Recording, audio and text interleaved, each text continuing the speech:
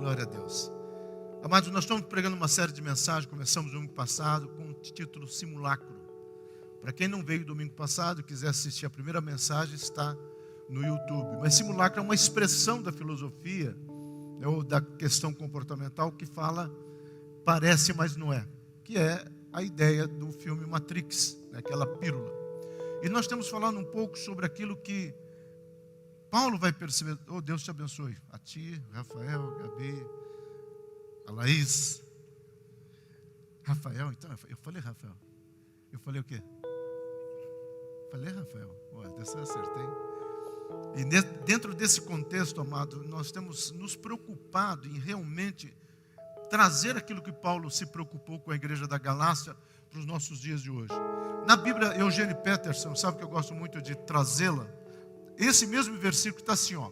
A verdade é a seguinte: nós judeus não somos superiores aos demais pecadores. Sabemos muito bem que não fomos ou não somos justificados diante de Deus por guardar regras, mas apenas pela fé em Jesus Cristo. Como sabemos disso?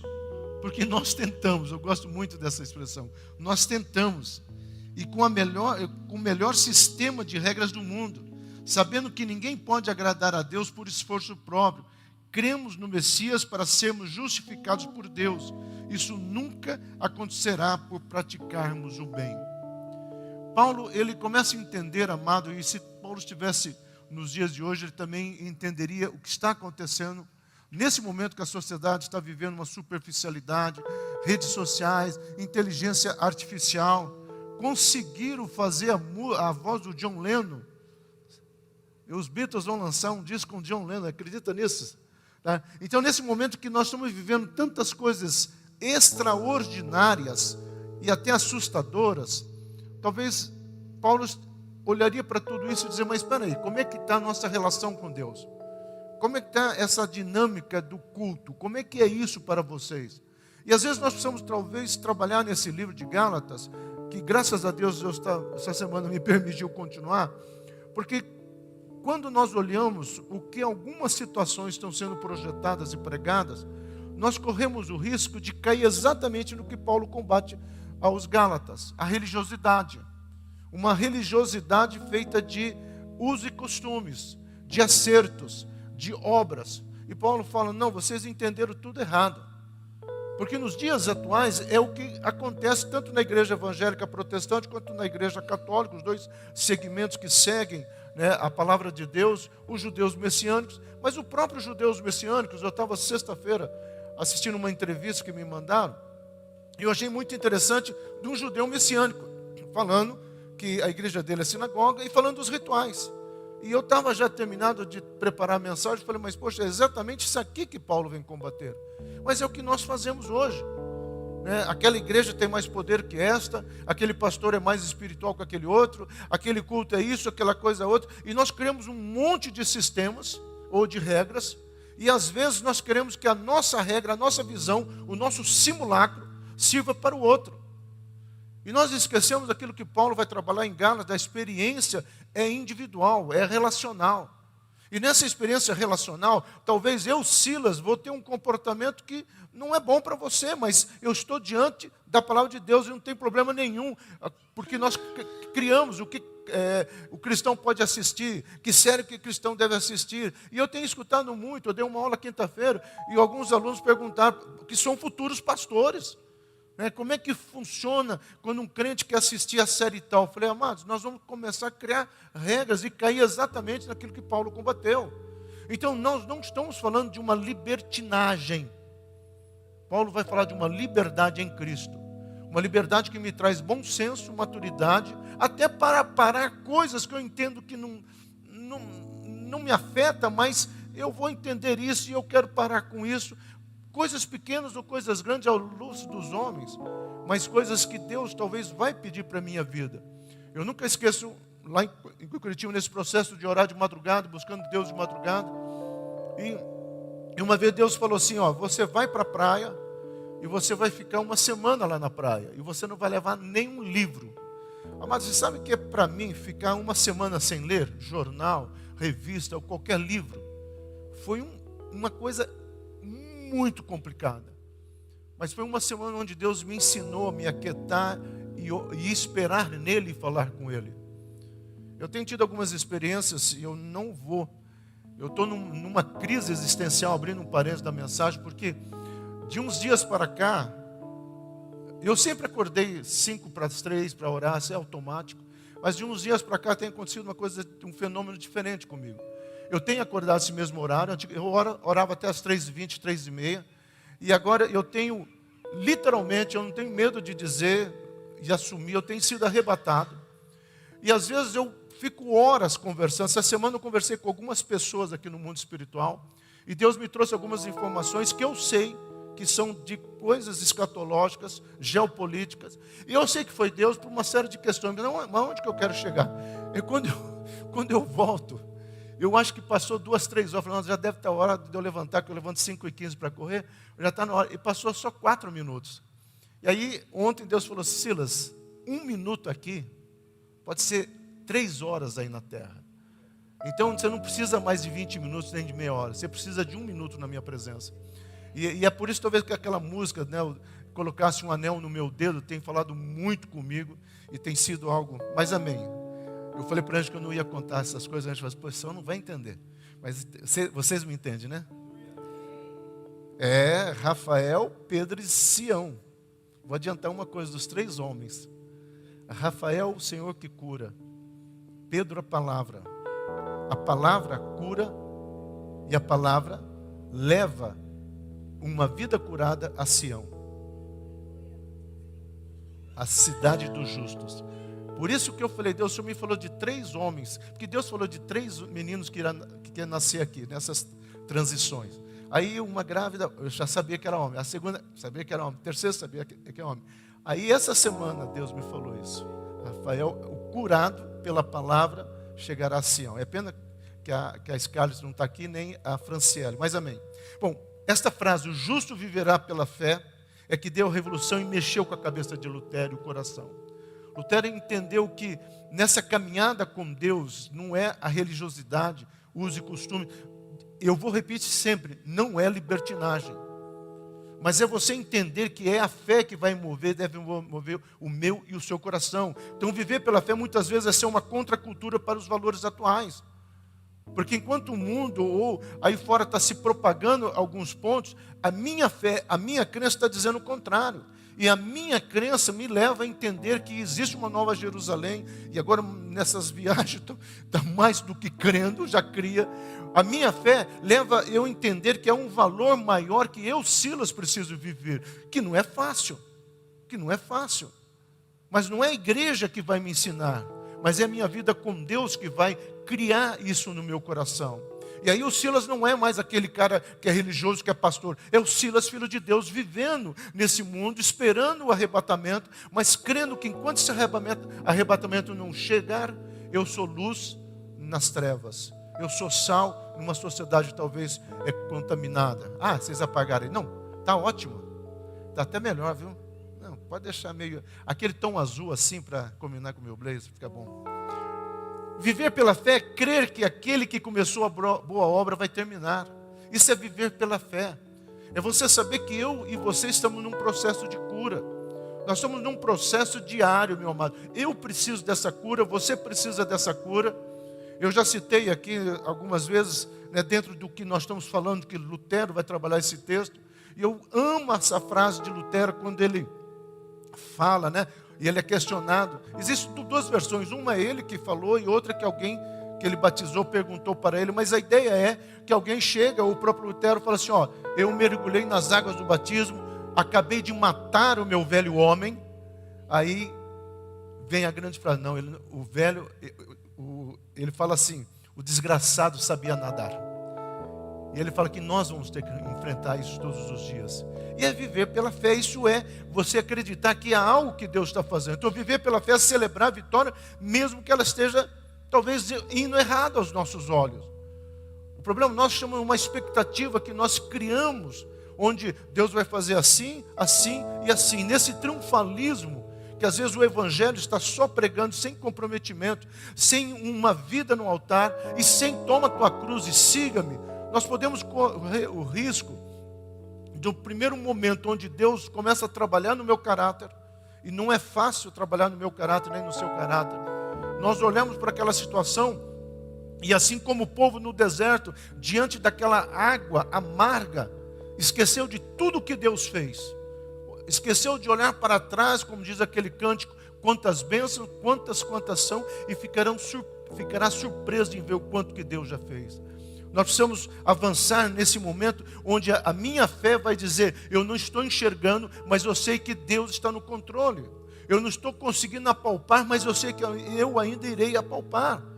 É aquelas questões que nós avançamos e nós olhamos para tudo isso, e hoje de manhã quem assistiu ao aulão, nós entramos naquele dualismo do pensamento que vai trazer angústia a Tomás de Aquino, o bem e o mal, quem criou o mal, se Deus é bom, por que Ele não destrói o mal? Se Deus não destrói o mal, Deus não é tão poderoso? Que talvez são as perguntas que nós enfrentamos.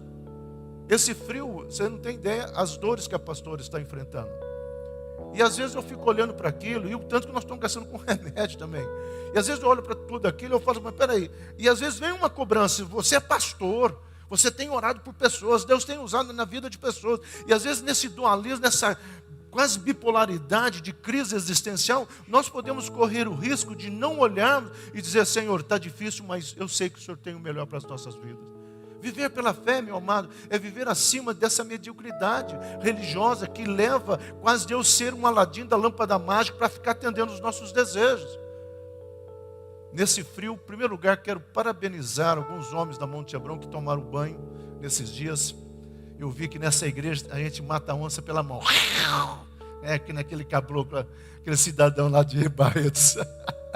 Parabéns a vocês que tomaram banho. Mas não adianta entrar no banheiro e ficar orando para Deus esquentar isso, esquentar aquilo outro. Às vezes nós precisamos enfrentar situações. Eu sei que o banho não tem nada a ver com isso, mas às vezes são coisas do dia a dia que nós enfrentamos. E nós começamos a entender aquilo que a minha fé está sendo construída. Então a nossa fé é nele, acreditar que Ele pode fazer infinitamente mais. É isso que deve mover o meu coração e o seu coração. E não barganha. Porque o que essa igreja está fazendo, assim, bom, se a gente for legal, Deus vai ser legal. Se a gente fizer isso, Deus vai fazer aquilo. Meu amado, a fé que eu e você precisamos ter não é troca. Eu não preciso fazer penitência, eu não preciso ficar de joelhos, eu não preciso fazer romaria, eu não preciso carregar isso, fazer aquilo outro, eu não preciso daquilo que o Belchior escreveu, que a Elisa Regina cantar, é preciso comer o pão que o diabo amassou. Não! Porque Paulo falou assim, ó, tudo isso já foi feito na cruz do Calvário. Agora não quer dizer que eu devo viver uma libertinagem, pelo contrário, por causa daquilo eu preciso viver algo novo na minha vida. Sexta para sábado, nesse translado, até o Guilherme estava comigo, tinha mais 2 pessoas da igreja, não tem liberdade de falar, é do Guilherme, nós estávamos conversando. O Guilherme não morreu não, estava lá nas regiões celestiais, amém? E aí chega um ser que eu entendo que era Deus, ou era Jesus, para nós fala assim, você sabe o que é santidade? Aí o teológico aqui já quis dar uma definição, falando, não, santidade é você andar nos meus caminhos por amor, por gratidão, por alegria. Santidade é você pensar assim, eu quero os anjos ao meu lado do que demônio, então eu vou pagar um preço. Eu vou pegar a minha cruz. Santidade é você dizer, não, eu creio na Nova Jerusalém, então eu vou ficar firme até isso acontecer, porque eu creio na Nova Jerusalém.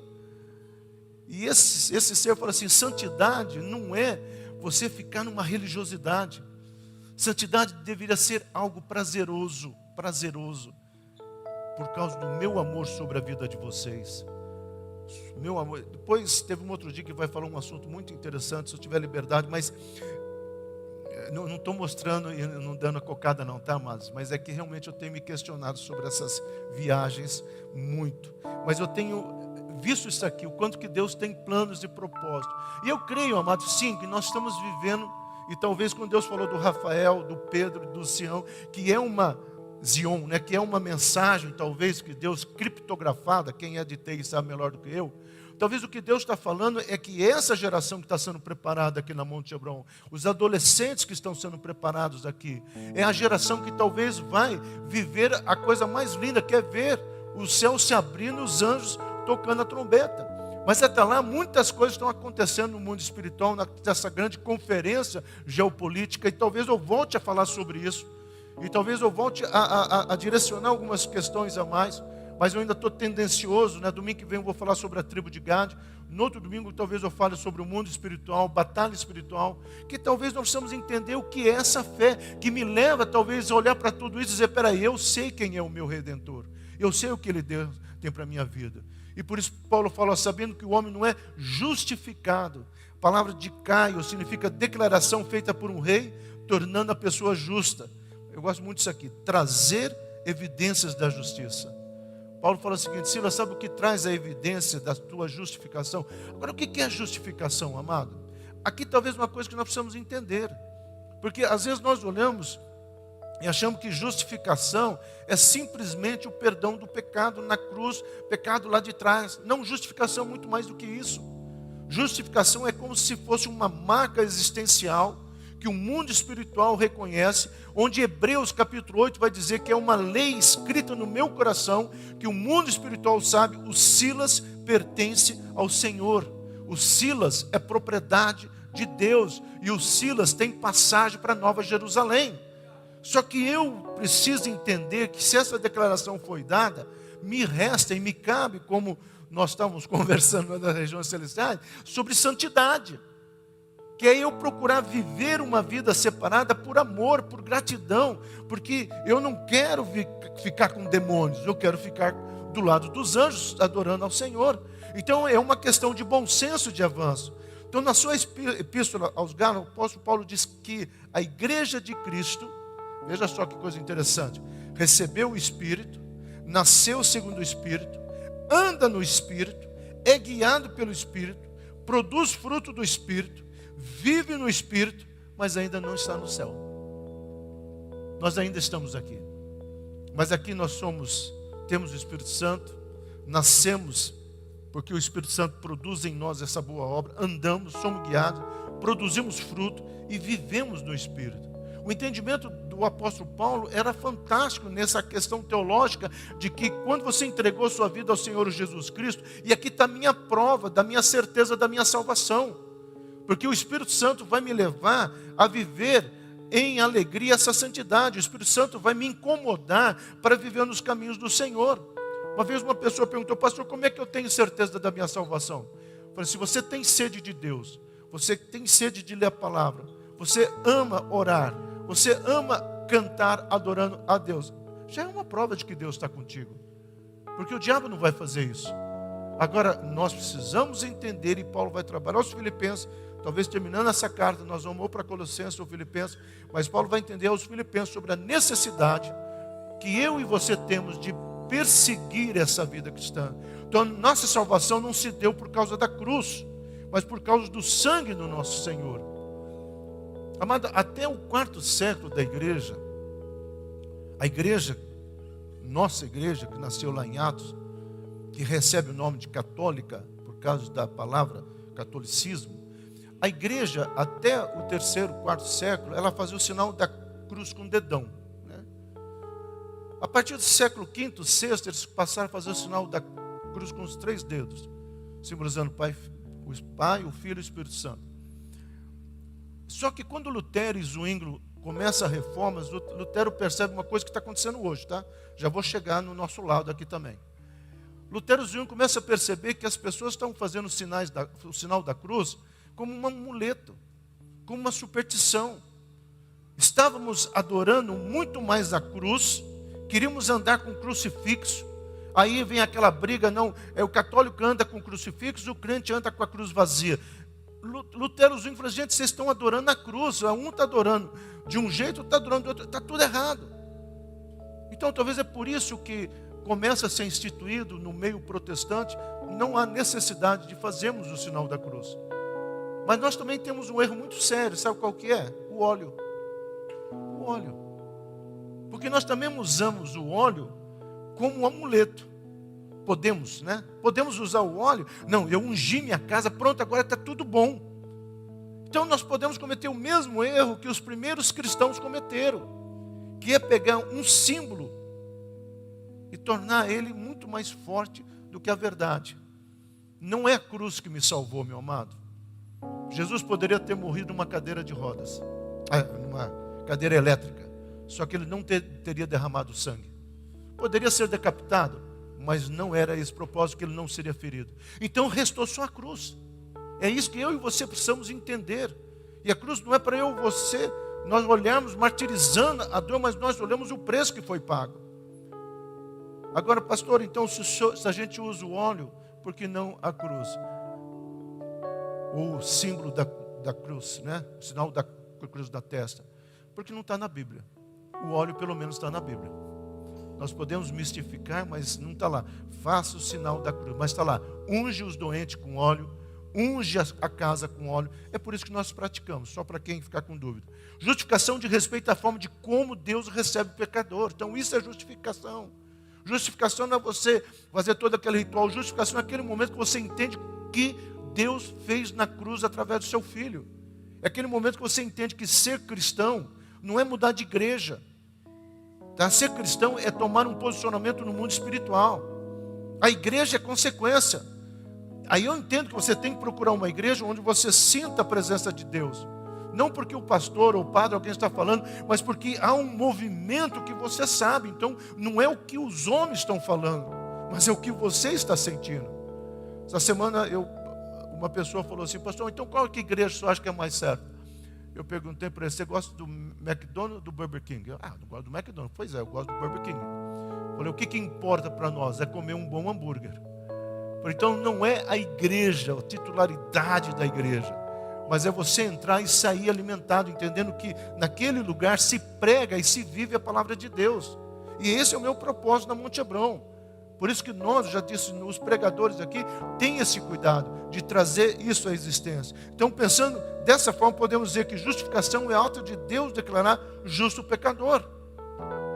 Então eu não estou preso ao segundo século, que o sinal da cruz tem que ser feito com o dedão, nem no sexto século, que o sinal da cruz tem que ser feito com os 3 dedos, muito menos na questão do óleo, de uma questão mistificada, mas eu estou preso não na cruz, eu estou preso no sangue que foi derramado naquela cruz.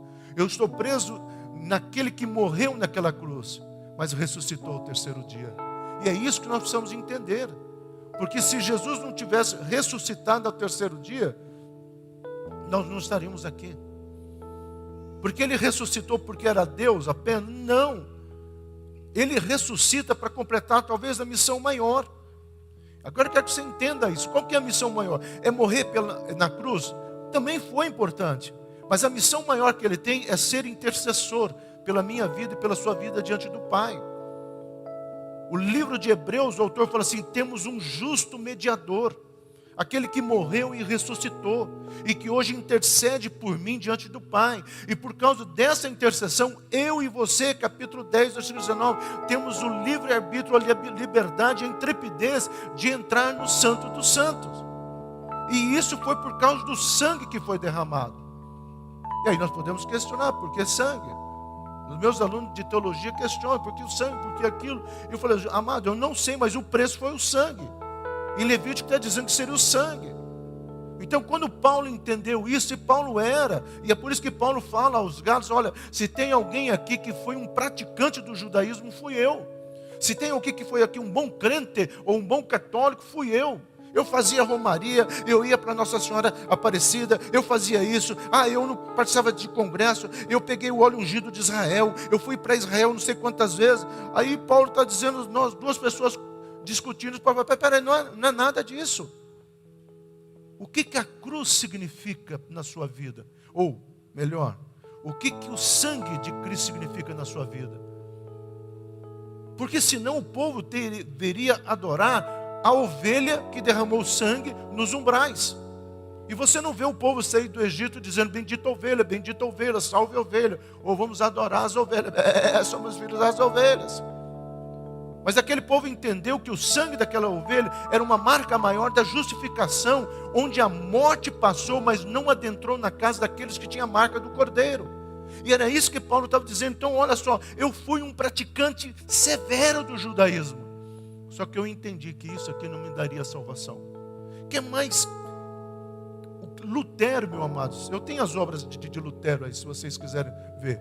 Consegui comprar a obra completa de Lutero.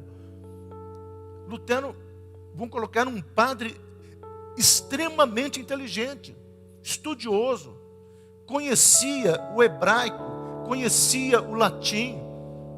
Lutero vai pesquisando, até que ele se depara com uma verdade. Mas espera aí, eu estou olhando a salvação na igreja, nos rituais, e não é isso. Estudando Paulo, Lutero entendeu que o justo viverá pela fé. E é isso que transforma. E aí, infelizmente, criou uma divisão que Lutero não queria essa divisão. Talvez aqui era para ser Igreja Católica Apostólica Monte Hebron. Mas só que não deu para caminhar. Lutero falou, então se não dá para caminhar, vamos romper. Mas nós não vamos abrir mão daquilo que nós cremos. E é isso que talvez a nossa sociedade cristã evangélica estará caminhando. Talvez nós vamos ter que dizer o seguinte, olha, nós podemos enfrentar censura, podemos enfrentar situações, mas nós não vamos abrir mão daquilo que a palavra de Deus está dizendo. Não é uma questão de se levantar contra, fazer uma cruzada contra pecado X, que nós estamos elegendo um pecado só o pecado da sexualidade. Mas nós esquecemos o pecado daquela opressão familiar, o pecado do marido que mente, que oprime os seus filhos, as relações tóxicas que nós temos por aí. Tudo isso é pecado, à luz de um padrão da palavra de Deus. Então talvez Paulo olharia para nós e falaria assim, cara, Lutero entendeu, vocês têm que entender também. Não valorizem a cruz, não valorize rituais, não valorize Romaria, não valorize Israel, nem Aparecida, não valorize a igreja X ou Y, valorize o preço que foi pago naquela cruz pela minha vida e pela sua vida. E é isso que nós precisamos entender. Então a graça de Deus é o seu amor imerecido, endereçado a pecadores perdidos e arruinados. Lutero fala assim, quando eu entendi isso, eu compreendi que eu era o pior de todos. Mas Paulo também disse isso. E você vai ver pessoas dizendo isso, não numa religiosidade, porque às vezes eu era o pior dos pecadores. Aí a pessoa fica só descrevendo o pecado, até fazendo status do pecado. E às vezes o que a pessoa esquece é de viver aquilo que a graça, que a transformação fez. Pode deixar Esther, pode deixar ela conversar. Criança aqui é bem-vinda, em nome de Jesus. Então quando você começa a olhar para essa verdade, você começa a entender algo que foge à nossa compreensão cognitiva, que só vamos entender o que é viver pela fé. E é isso que Paulo está falando, gente, não caio nesses erros desses judeus cristianizados. Aprendam a reconhecer aquilo que foi feito na cruz. Aqui ficou um pouco grande, mas eu quero ler para vocês. Deus amou, foi John Stott que escreveu isso, quando éramos fracos, ímpios, pecadores e inimigos. Amou-nos não por causa dos nossos méritos, mas apesar dos nossos deméritos. Amou-nos não por causa das nossas virtudes, mas apesar das nossas mazelas. John Stott é um cara que eu amo muito. Vale a pena comprar qualquer livro dele. Abrindo um parênteses, está sendo relançado um livro que no Projeto Caleb, no Instituto Caleb, nós falamos muito dele. E aqui ele vai ser lançado. Paulo Júnior, da Igreja Sal da Terra, vai fazer a leitura de tão importante que é esse livro, chamado Culpa e Graça. Eu já mandei para algumas pessoas em PDF hoje, que já me pediram. Para mim é um melhor livro sobre essa questão de lidar com a culpa e com a graça. Esse equilíbrio nós precisamos ter. Stott vai trabalhar muito isso em seus livros também. Então, para nós encerrarmos, amado, que possamos entender que o verdadeiro evangelho resgata o pecador das mãos de Satanás. E a única coisa que cabe a nós é um viver alinhando aos valores ou alinhado aos valores do reino de Deus. A minha oração é que eu e você possamos entender esse grito de alerta do apóstolo Paulo. Paulo estava dizendo, darei meu grito de alerta. E o grito de alerta de Paulo é, Monte Hebron, não caia no erro da religiosidade. Monte Hebron, não caia no erro de querer ter a igreja melhor ou maior. Não caia no erro de querer fazer eventos e viver só dos ventos. Mas procure entender o que é uma vida transformada. Seja sal e luz na sua sala de aula. Seja sal e luz no seu trabalho. Seja sal e luz na sua família, mesmo que a sua família ainda não tenha compreendido o que é o Evangelho. Seja um profeta na sua família. Profetize amor, graça, cura. Esse é o Evangelho. E é aí que nós vivemos pela fé. Então eu vivo pela fé porque eu sei quais são as promessas que Deus tem para a minha vida. Eu vivo pela fé porque eu sei aquilo que Deus pode e irá fazer ao meu coração. Não no sentido de barganha, mas também no sentido de causa e efeito. E é isso que Deus quer estabelecer sobre a minha vida. É isso que Paulo entendeu, é isso que Lutero entendeu, é isso que Zwinglio entendeu. É isso que a igreja pós-reforma entendeu. Que eu e você precisaríamos sair de toda essa religiosidade. E eu citei aqui religiosidade no meio protestante e no meio católico. Que eu estou trabalhando com os dois segmentos. E os dois lados podem cair. Um achando que a Aparecida é melhor que Jerusalém, e o outro achando que a água benta é melhor que o óleo de Israel. Só que nós podemos perder o valor maior, que é o sacrifício que foi feito naquela cruz. E aí nós podemos cair numa discussão religiosa. O que Deus espera, e a minha palavra profética, é que nesse alinhamento com os valores do reino de Deus, toda cegueira espiritual caia da minha vida e da sua vida. Para que você esteja aqui ou esteja lá, mas possamos nos encontrar no grande finale. Podemos entrar na Nova Jerusalém dizendo: opa, que bom que você está aqui também. Porque eu caminhei firme, acreditando no plano e no propósito que Deus estabeleceu para a minha vida. Amém? Pai querido, eu quero colocar cada vida que está diante de Ti. Quero colocar cada filho Teu nesta casa. E nessas duas palavras, Senhor, que nós temos sido levado a esse questionamento, que os nossos olhos, ouvidos, mas que acima de tudo o entendimento do nosso coração venha se abrir, para que possamos entender e caminhar alinhado aos valores que o reino de Deus estabeleceu sobre a minha vida. Obrigado pelas experiências que o Senhor tem dado a essa casa, obrigado pelas experiências que o Senhor tem trazido à minha vida. E essas pessoas que pensaram: eu também quero, porque o Senhor me disse isso, que elas também venham ter essa mesma experiência, Senhor, de entrar e viver nas regiões celestiais 1 minuto diante dos homens, mais 5 horas na Tua presença. Que nós possamos entender esse anel no nosso dedo, que essa autoridade que o Senhor resgatou na cruz do Calvário, e que possamos adentrar, curados, sarados pela graça, pela misericórdia, em nome de Jesus. Amém.